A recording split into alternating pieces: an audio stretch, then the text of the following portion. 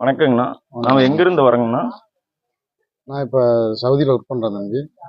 சொந்த ஊர் வந்து ராமநாதபுரம் மாவட்டம் கமுதி.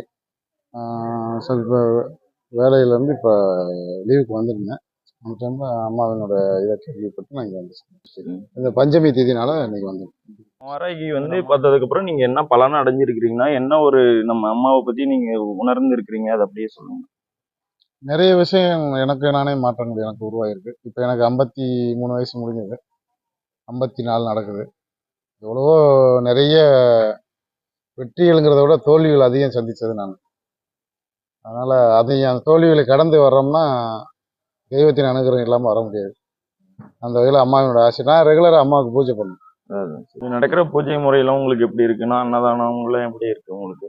ரொம்ப மகிழ்ச்சி, நல்லா இருக்கணும், நல்லா இன்னும் சிறப்பாக பண்ணணும், அதெல்லாம் பண்ணி கொடுக்கணும் அப்படிங்கிறது என்னுடைய ஆசை. ரொம்ப நன்றி, ரொம்ப நன்றி.